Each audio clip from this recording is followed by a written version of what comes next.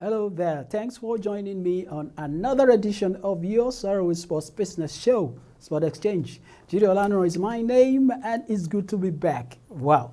Today, it promises to be another exciting time because we will be looking at Nigeria sports. And it is the season of women football. Our guest on today's show also will be telling us some things we need to know as far as women football in Nigeria is concerned. If you're ready, and ready to follow me all through this program, then I'm also ready for you. So let's just go on a break, and when we return, I will be joining my guests for the conversation.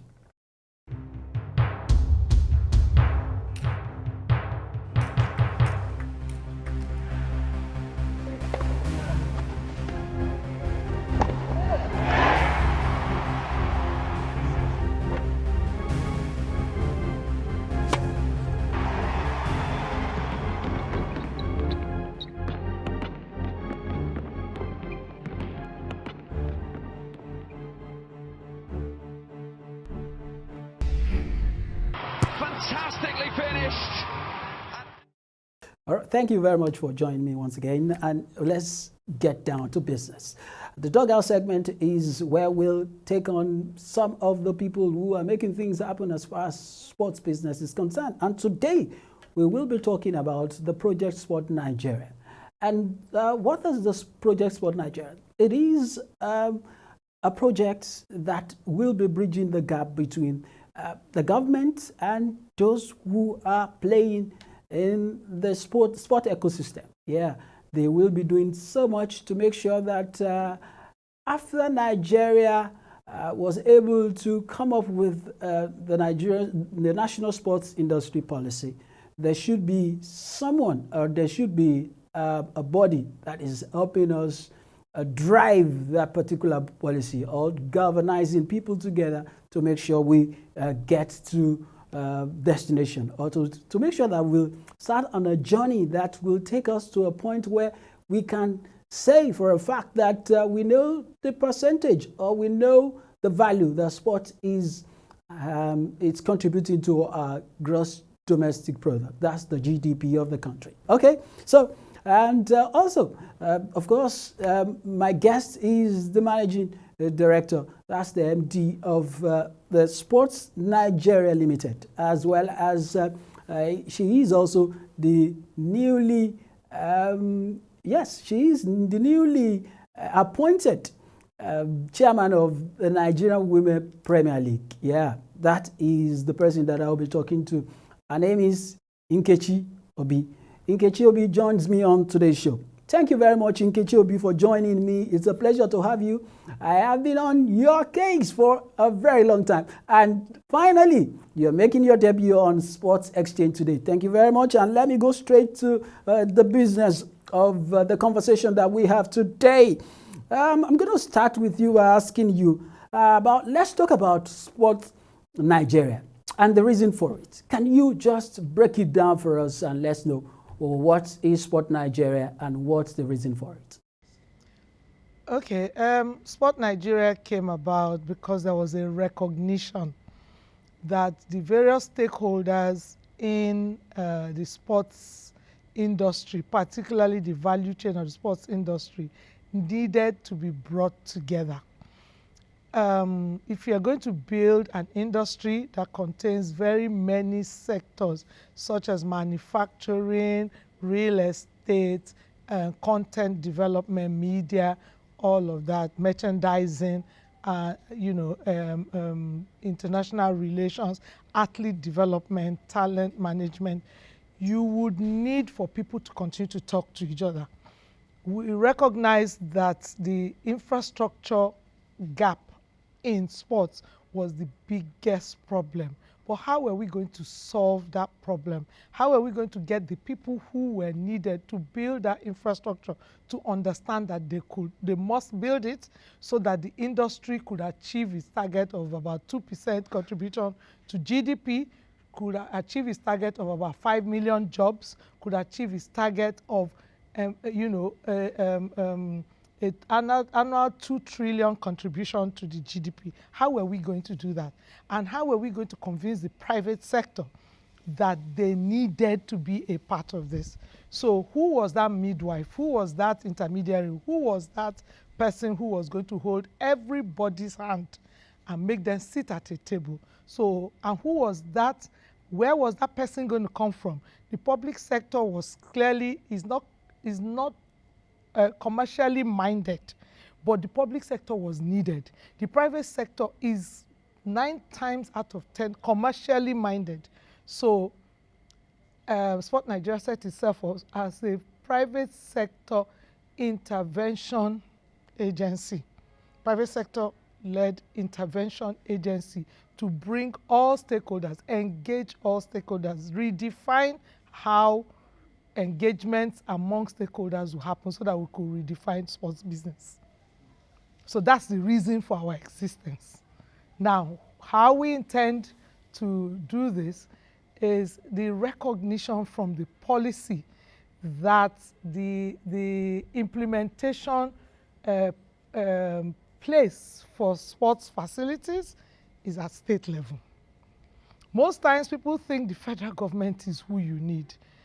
No, the federal government is not who you need. The federal government you need for policy and incentives at federal level. But the place you are going to put the facilities is at the states. So if you don't engage the states to make them understand that you are the final, you are the actual, what we call the process development, stage. For every process, you have input, you have process development, you have output. That area, when we drew the map, of what needed to happen, it was clear that the states were necessary. So Sport Nigeria's main engagement platform is at state level, and we have started that already.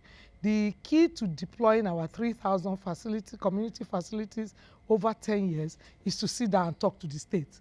Facilities require land. Who is in charge of land?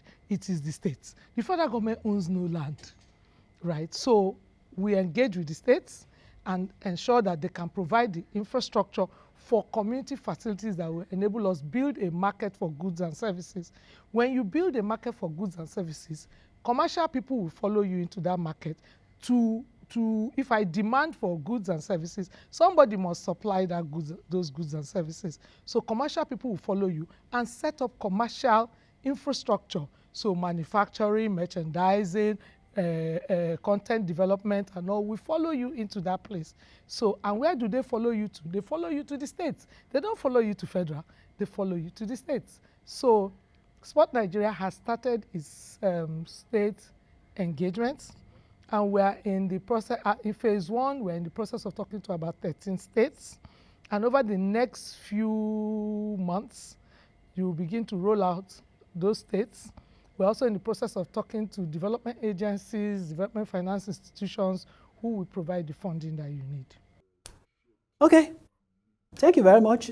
You were saying something about, of course, the fact that a lot of people, or some of the subnationals are showing interest, and I am aware that Sport Nigeria helped the Kaduna State government to kind of midwife what is like the state's own sports industry policy. Can you shed more light on the Kaduna State, or is Kaduna State like a pilot project for some of the things that Sport Nigeria will be doing? Well, we were fortunate enough to get that. It didn't start out as our pilot, but there was a recognition by the Kaduna State government under the Ministry of Youth and Sports, of Sports Development, that it's time to bring in a Sport Nigeria, because they wanted to have private sector involvement in their sports industry development. So they brought us in, and we leveraged the opportunity to treat it as our pilot. And so we now have a pilot for how states must roll out their industrialization plan. You start out with your stakeholder engagement summit, and at the stakeholder engagement summit, you bring all the stakeholders necessary. Not only sports people. We were fortunate in Kaduna. We had Ministry of Health, we had the Budget Department, we had the Kaduna Investment Promotion Agency, KADIPA. We had everybody, the legal people, the State House of Assembly. People showed up. Apart from the state, we had about 200 people show up, and over a 2-day period, engaged in several sessions, 6 areas of concentration that cut across the whole gamut: industrialization, athlete development, community development, all of that. And at the end of the day, a sports industrialization policy, the Kaduna Sports Industry Development Policy, was drafted, and then an implementation framework. So when you get your policy, you get an implementation framework. We recommended a 5-6 year implementation framework, and they bought it. And then once you have done the implementation framework, then you have a corporate business plan, which to all intents and purposes is a funding plan that enables you to see in your first year what's the ratio of contribution from the state and from the private sector. In the first year, most of the work is framework development. So the state will bear a bit more of that responsibility, scoping activities, developing frameworks, developing models. But by year 3, it becomes a 50-50 proposition. And by year 4-5, the private sector would actually be doing about 70% of the funding, and the state will be doing about 30%. It is believed that if they progress that conversation, at a stage it will be 80-20, in 10 years. But right now, by year 5-6, it is 70-30. Wow, that's good. It's good to hear that. Now let's talk about, we've seen Kaduna. Are other states also showing interest? Because we know that for us to get Nigeria buzzing as far as sports business is concerned, and for us to kind of start the business angle of it, states must show interest. And that is the question to you now. Are the states really showing interest? Certainly. As I said, we have 13 states we're scoping right now. They are in various stages of scoping. And between next, within the next 2 to 3 months, some of them you're actually going to be seeing expressions of interest signed and MOUs signed. We flipped the model that we use for Kaduna a bit to bring the expressions of interest and MOUs forward first before the stakeholder engagement, so that whatever we are doing with you, we are empowered to do it. So we expect a couple of states from the north, the east, the southeast, and the southwest to come on board very shortly. But our target by the end of the year is a minimum of 6 states, and we will take projects from those, both commercial projects and social impact projects, which is our Spaces for Sport project, to market at our main event next year, our main investment summit next year, April. So we'll bring those projects to market in April next year. Yeah, all right. Of course, you will have to hold it there, because right now we're about to go on a break so that we can return the conversation.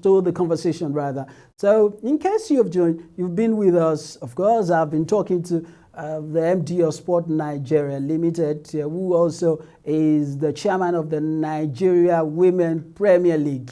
Nkechi Obi is our name, and we've been having conversation around Sport Nigeria, and of course we will still have the next conversation probably will be about the Nigerian Women Premier League. Don't go away yet, because Sport Exchange continues right after this time out.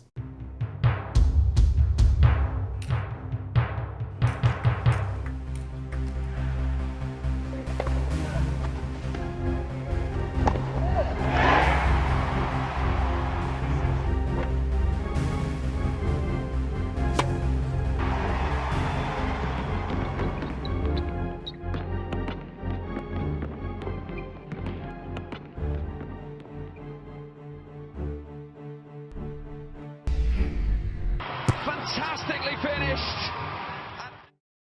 Welcome back. Yes, we're still talking to the managing director Sport Nigeria Limited, and who also doubles as the chairman of the National Women Premier League. Yeah, the Nigerian Women Premier League. Yeah. Nkechi Obi is our guest on the show today, and we started from the Sport Nigeria angle. Now, let me ask you, Nkechi, how do you hope to juggle the job of being the chairman of the Nigerian Women Premier League and that of the Sports Nigeria Limited? How do you juggle? Because it's a tough job, I must say. Okay. The beauty of something like this is that it gives one a chance to practicalize things that you've been talking about. So here's the thing. The women's sport is on the rise. In terms of particularly women football, the game of football for the men has reached its a kind of plateau. It just continues to, there's no evolution short of the Saudis coming on board and creating this kind of buzz. Really, the men's game has a trajectory that has been set, and it is moving on that trajectory. So the growth areas for the men's game are kind of fixed, set. It will not do more than this. It's not more than league. It's not more than this and all of that. The women's game is the place that has the room for tremendous growth. And so what we're seeing now is probably how the men's game evolved, but we're now seeing it with the women. And so the opportunity to now leverage everything that's happening, particularly the biggest women's event right now. There's been no bigger World Cup than this one. The stadia packed to the brim. Every game has, a huge attendance. They expect to have 2 million people, which is a lot of people coming to the stadiums. TV coverage is absolutely off the charts for a women's game. So how do we domesticate that here? Now, Sport Nigeria is about building markets. So I do not see too much of a difference in what Sport Nigeria is setting out to do and what my role as chairperson of the Nigerian Women's Football League is. We need to build a market. We need to build a market for women's football. We need to begin the process of commercializing women's football by first ensuring that it gains acceptance at community level. So we need to engage with the people that will help us to grow this game. So the whole process is about engagement. We are engaging in Sport Nigeria. We're going to engage with the stakeholders in the women's game. And by stakeholders, it's not only the clubs, players, coaches, administrators. It is those institutions who have goals of social development for women, who have goals of women empowerment, who have goals of gender equity and equality according to the UN's SDG 5, which places a lot of emphasis on gender equality, who have goals of education for all, quality education, SDG 3, who have goals for quality health, SDG 4, who have goals for sustainable living. There are 6 SDGs, UN SDGs, that they have been identified that sports can help to deliver on those goals. And so for us, the Women's Football League, which is an avenue for professionalizing the game, which is one of the tenets of Sport Nigeria, to ensure that the professionalization of sport is front and center so that people can earn a living and quality living from playing sport. The Women's Football League gives a platform to implement all these things and talk to several stakeholders. We need facilities. Women must we must create safe spaces for women to play, particularly in parts of the country where playing sport is culturally and religiously frowned at. We need to advocate for those people to understand that sport is good for women. And for that to happen, we need safe spaces for the women to come and know they're okay to play there. So that is one goal. So, and that requires facilities. What is Sport Nigeria set up to do is to ensure that there are facilities at community level. So that's one. So I can see synergy between the Women's Football League and Sport Nigeria in ensuring that facilities for community development exist, of the league exist. We need to ensure proper professionalization of the game. It's one of our goals in Sport Nigeria. We need to build a market for people to come to our stadiums and watch the girls play. It's also one of our goals, building a market. So for me, it was a, it was a relationship almost like made in heaven. Yeah. How do you hope to address the concerns of the national teams and clubs? There is a lot of things going on. I must confess, we really need to do so much for the women football in Nigeria so that we can produce some other stars, because of we need to create a factory line where we should have stars, abundance of them, so that we can we can really make headway as far as women football is concerned. Do you agree with me on that? Because I feel that we need to do so much for women football. And now that you are in charge, and with your background, I think we should be able to get the women football to the next level, especially now that we can see what is happening with our women at the World Cup. Okay, the board, and we will come out with our communique very soon. The board, is looking at a situation where one of our key goals, let me start with that again, one of our key goals is to increase the number of girls and women that play football at any level, be it at state, community level, the championship level, the Premier League level. The most critical thing is if we have 1,000 people playing the game, by the time we exit, we hope to see 5, 6, 10,000 people playing the game.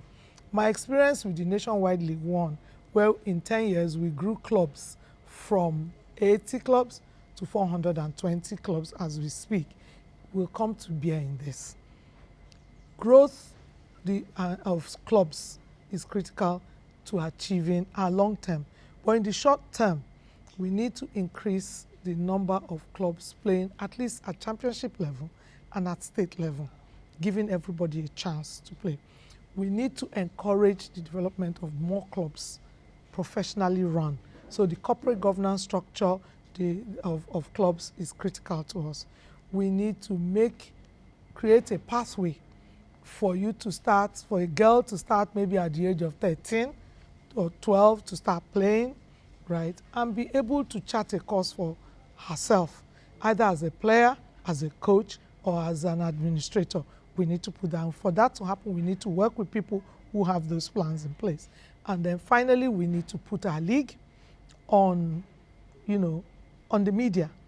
So whether we're creating short video content, whether we're ensuring that our girls themselves begin to create, content for us to be able to publicize themselves, their clubs, their communities, and show people that there are human beings playing this game. So it's a player development, club development, content development, and events development strategy for us in the short term. Bring in some of those stakeholders that we didn't recognize that they are even stakeholders. Find them. People in the development agencies, people in corporates that you don't really think about. Most times when you think of corporates, it's fast, FMCGs and all of that. No, there are corporates who have objectives in their organization for women development. We reach out to them and say, hey, come support us.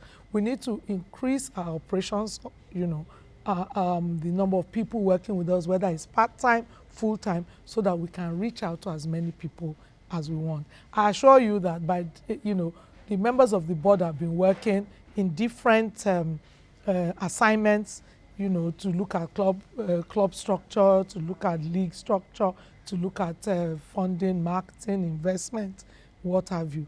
And by the middle of August, would be more than ready to now call a press conference and say, this is who we are. Right? So on the heels of the Women's World Cup, probably immediately the Women's World Cup ends, we leverage that, and I'm believing that our girls will go far.